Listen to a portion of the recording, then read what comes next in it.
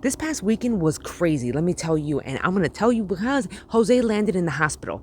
He had landed in the hospital because they thought he had a heart attack, which is crazy to me because he's only 38 years old. So in this video, we need to get this greenhouse started because I have to grow a lot of green veggies, more than I did before. So in this video, come with me as I fix up this greenhouse because it is absolutely necessary to grow twice the amount of veggies that I was growing last year, but also what in the world happened with this man and how in the world can you help prevent heart disease and high blood pressure? Let's go. What's going on, my plant peoples? I am the ADHD gardener where I use gardening, houseplants, and humor as a much needed form of mental health therapy, sobriety, and also learning how to navigate this crazy ass world with ADHD using tips, tricks, and hacks that we can find in our garden.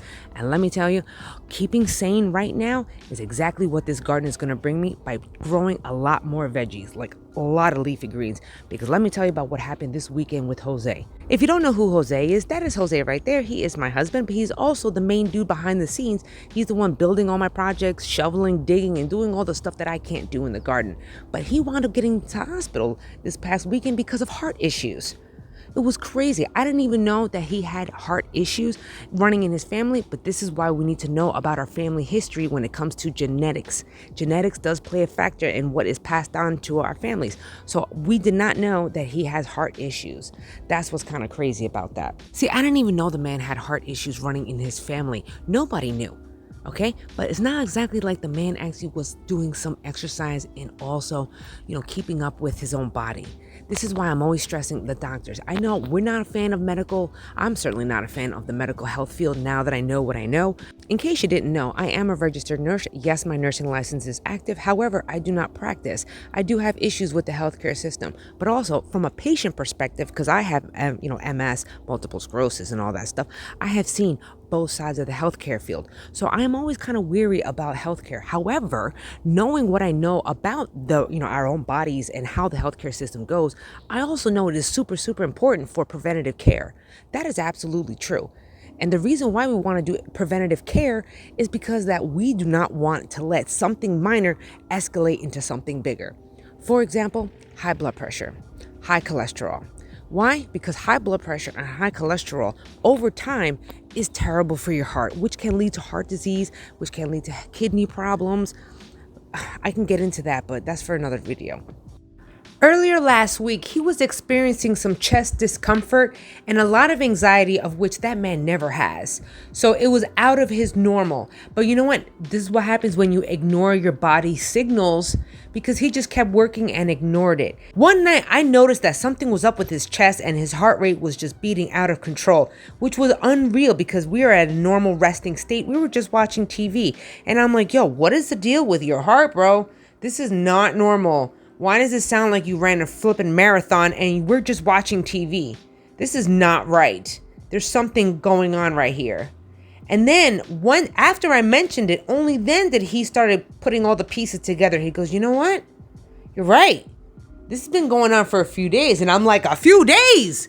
Dude, when were you planning on flipping telling me these things? You know what I'm saying? This is nothing to play around with. And people of color, please pay attention. Pay attention, because a lot of things that we do, stuff goes under the radar. So we have to be proactive into what is going on with our own bodies. So the next morning, his heart is still racing. Of course, I was checking it and I took his heart rate and it was still sky high, what we call tachycardia, which is a heart rate above the rate of 100. And I told him, you know what? You got to go get your blood pressure checked now. So after he went to go get his blood pressure checked, that sucker came back high. And then I was like, yo, you need to go see a doctor now. So he went to the hospital. And then he's like, you know what? All right, I'm taking myself to the ER. So he goes to the ER. And of course, they admit him, which is crazy. I mean, granted, he was there in the ER for at least 12 hours minimum.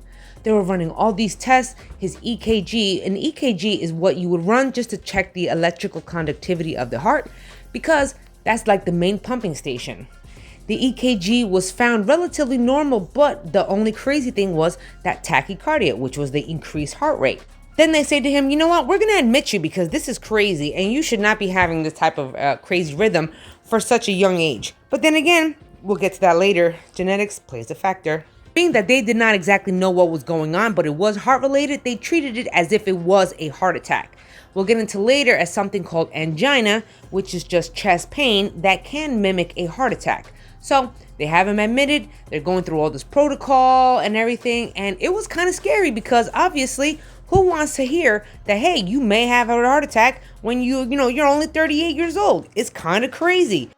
Now, telemetry is when you monitor your heart at all times. Like you're kind of just always rocking an EKG, the bunch of chest pads. That is to monitor your heart at all times. That is what a cardiac unit is for. You're having heart problems, that is the place to be because you're being monitored 24/7. So they have him there. I know he's in good hands. I go home, I'm resting, I'm chilling, but then I go back the next day. They're running all these other tests. They do a chest x-ray, that's all good. Next thing you know, they're running an echocardiogram. Now, what is an echocardiogram? It's basically an ultrasound for your heart. They want to check out the different heart valves, which if you get into it and into the anatomy of a heart, every different chamber has different valves that controls the blood flow within the heart. So they want to check that out. You can also check for heart disease. You can also check for heart failure, in such a thing. After they run these tests, they're like, you know what? Your heart seems to be doing okay. However, where is this high blood pressure, high cholesterol, high everything coming from? It has to be something heart related. Now, what is a heart catheterization? That's when they go in and they go look around in the blood vessels and the arteries surrounding the heart, checking for any clogged arteries, clogged veins, anything that is blocking the blood flow to the heart. Maybe that's what it could be, because when it comes to blood pressure, this is where the cholesterol plays a factor in it, because high cholesterol, due to a high diet and lots of fat, lots of fried foods, lots of anything that's not really good for you, that can lead to high cholesterol levels. And what happens when you have high cholesterol levels? You have a bunch of fat floating in your bloodstream. Eventually, all that floating fat gets lodged onto the side of your arteries, and that can lead to a bunch of plaques, which inevitably will lead to high blood pressure. Let me tell you, I had everybody that could possibly pray for that man. I had everybody. I was calling on prayers, prayer warriors, my church, my sister's church, everybody's churches, everybody. Turns out that the heart catheterization went clear. There are no blockages, which is why I cannot emphasize enough, everybody. Lifestyle change, exercise. I know not everybody wants to do exercise, but this country and this times in modern age, everyone has gotten lazy. Yes, I said it, lazy. It does not take much for you to just go walk your dog after dinner. It's not much to just go walk for 15 minutes. The supermarkets nowadays are filled with processed, salty foods. And whenever you see a package that says low fat, no fat, they replace that no fat with tons of sugar. So please read your labels. The things to look out for: saturated fat, how much carbohydrates are in those packages, how much sugars are in those packages. These are things that you really got to look out for if you do not want to impact in your health. So lifestyle changes from now on. Jose's been up my butt even about my cooking. Now, mind you, I've been cooking pretty good with not really a lot of problems. It's just that now he's so paranoid that he's all up in my butt trying to micromanage me. Homie, relax. Cógelo con take it easy is what we say in Spanish. You need to relax a little bit. I got you. You think after all of this, you really think I'm going to feed you a bunch of salt and fat? You're damn wrong. I also didn't feed him too much, but then again, he's a grown man. So if he wants to go for seconds or thirds, that's not good. So luckily he cut that out and he started exercising. Well, exercising, that is a long road ahead of time. I need to be there to figure out how in the world we're going to be able to financially afford to eat healthier. Because nowadays, eating healthy is not cheap. Not cheap at all. How expensive is organic food? It's crazy. On top of that, even if we want to be able to afford healthy food, it's got a bunch of pesticides and chemicals in there. So that means going forward, I must grow twice the amount of food that I was growing before. I hope you enjoyed this video. I know a lot of this information is pressing and I did not want to scare nobody, but this is real life.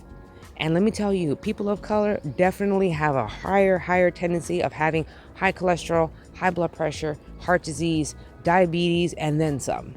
So I'm giving the message out. I want to let you guys know that we can take a lot of our health into our own hands just by growing our own food. I know that sounds like a wild stretch, but is it really though? It's not. If you did enjoy this video, don't forget to smash that like button. I really appreciate it. Also, you can catch me on Facebook, Instagram, and on TikTok. I'm on there all the time. Until the next episode, you guys, where you and me both are going to be growing our happiness one plant at a time, one day at a time. I'll catch y'all on the next episode. Peace and love. God bless you all. Bye.